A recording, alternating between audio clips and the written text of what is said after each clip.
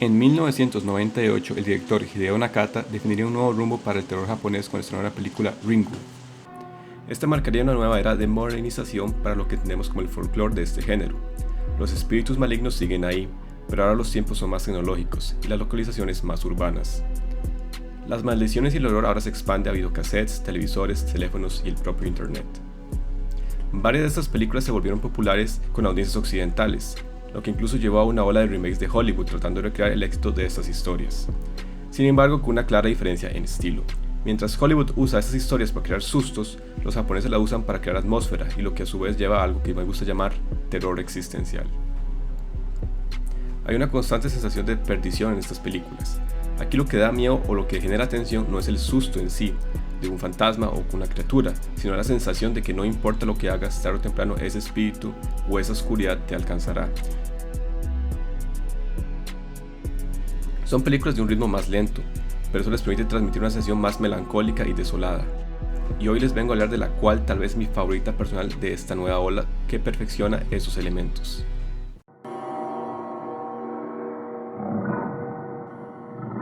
Kairo. Estrenada en el 2001, Kairo, dirigida por Kiyoshi Kurosawa, nos ubica en un Japón moderno para ese entonces, donde el internet apenas se estaba estableciendo en la nueva generación. A través de dos historias paralelas que luego se unen al final, nos cuenta cómo de forma extraña y sin explicación lógica la gente empieza a caer en una fuerte depresión, al punto de suicidarse o simplemente desaparecer. Todo justamente después de tener contacto directo con un fantasma en internet. Al parecer Japón poco a poco está siendo invadido por estos entes y cada vez más la gente va desapareciendo. Básicamente estamos ante una película de terror apocalíptico, pero en vez de un meteorito o un monstruo gigante, son fantasmas la causa del apocalipsis.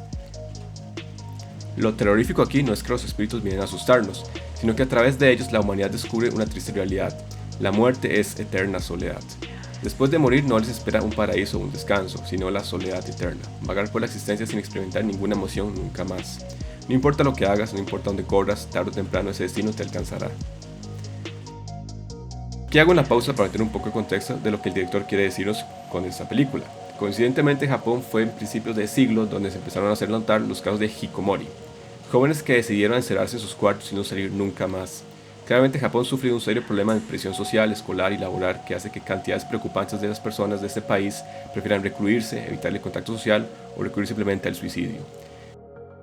Kairo es una representación de ese miedo, la sensación de que la sociedad no va hacia ningún lado bueno y de que poco a poco nos volvemos más fríos y nos quedamos solos.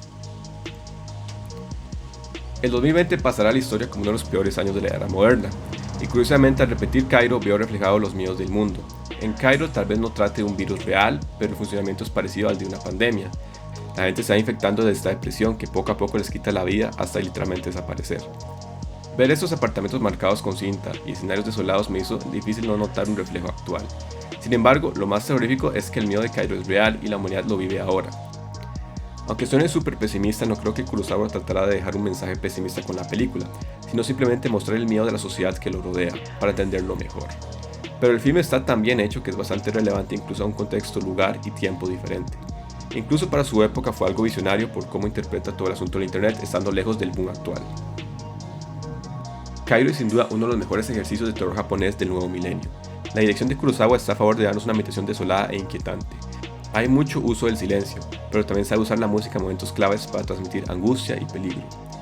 La fotografía usa colores bastante opacos y me pareció interesante el detalle de cómo la iluminación muestra de manera más sombría a los espíritus o quienes han tenido contacto con ellos, como si se estuvieran apagando poco a poco hasta desaparecer.